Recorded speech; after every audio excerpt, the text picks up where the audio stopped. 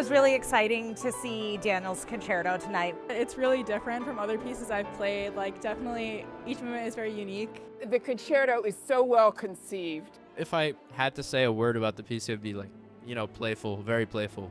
I was incredibly inspired by the concept behind it, but then to hear the colors and the energy of the piece come to life, it was an incredibly exciting experience.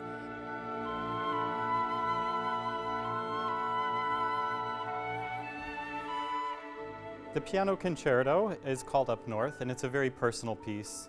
Like a lot of my pieces, it's kind of a reflection on memory, in this case personal memories from my childhood. My family used to go on vacations to northern Michigan, to a town called Sheboygan.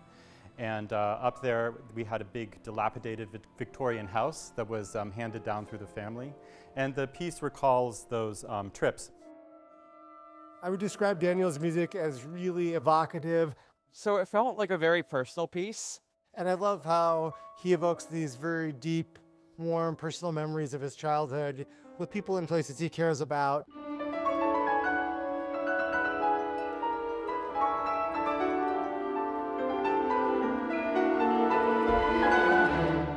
So the first movement is called Arrival, and so it's kind of the excitement of arrival, and it's sort of that one's really a reflection on what it's like to be a child, and your brain's kind of jumping from thing to thing, and you're kind of fidgety, and you're very excited now, and you're kind of nervous another time, and then you get kind of languid all of a sudden, and then you're suddenly energetic again. So it's kind of like that. It's kind of a little bit all over the map, the first movement.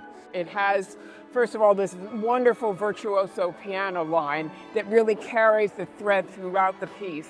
And then the orchestra participates, sometimes just supporting the solo line, sometimes having a dialogue of little snippets, and then sometimes taking an idea that's introduced by the piano and then going with it and having expounding on it.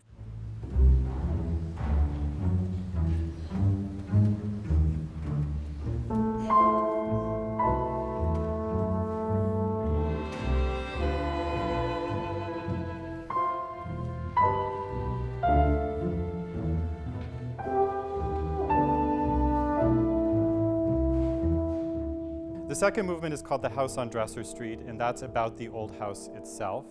And it's in 5 sections that are kind of like variations that take you through different spaces in the house. So it starts with from down the block as though you're walking towards the house, and that has kind of like a walking bass line. And you'll hear a theme that the piano plays over top of that, which represents the house throughout the concerto, actually in all 3 movements. So when Daniel wrote in the program as like someone playing throughout the big house, I sort of can see, my imagination is piano would be Daniel, and then the orchestra will be the house itself. Then you enter the parlor, which is kind of an old-fashioned waltz. And then the next section after that is hide and seek, sort of kids playing around the grounds of the thing, and that's for piano and winds only. So it's a kind of dialogue and chasing between piano and winds. Then there's the attic, which we all thought was haunted. So in that section you'll hear kind of creaks and sounds in the night, and it's a little bit eerie and quite atmospheric. I really enjoyed, for example, the double bass section about how they move as one unit, in especially the second movement through like all the rooms. I also appreciate how in the piece the piano have a lot of interaction with different instruments back and forth throughout the piece, really, with the woodwinds, with the strings. It's like you're playing with the house. There are different elements of the house that is moving. So the sound of Daniel's music is very personal, very flowy, and it was a really fun challenge to put together with all of like the woodwind solos coming together with the piano. And then kind of the centerpiece of the concerto in many ways is the last section of that movement, which is called the old piano. Because my grandmother and my great aunt used to sit at the old piano in the parlor and play through kind of old show tunes, but also like Chopin, Rachmaninoff. I heard a lot of that music for the first time there. And so that part of the concerto is kind of a tribute to that tradition.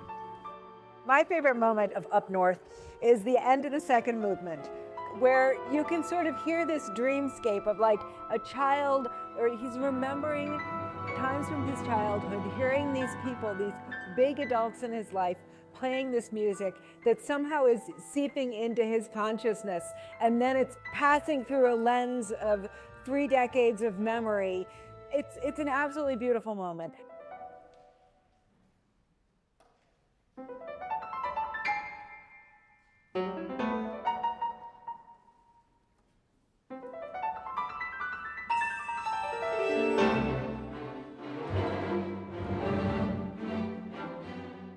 And then the last movement of the concerto is called The Straits, and it's about the Straits of Mackinac, which were right there by the old mansion. And it's kind of outdoorsy, and it kind of imagines these ferry rides that we used to take to this island called Mackinac Island. And the ferry would kind of go very fast, and I always found it very thrilling.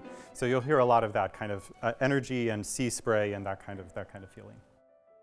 That, and then the transition into the third movement with this like exciting whirlwind of water and dynamism of the music, and the beauty of his incredible sounds on the piano amplified by the amazing orchestration and all of the different colors of the orchestra.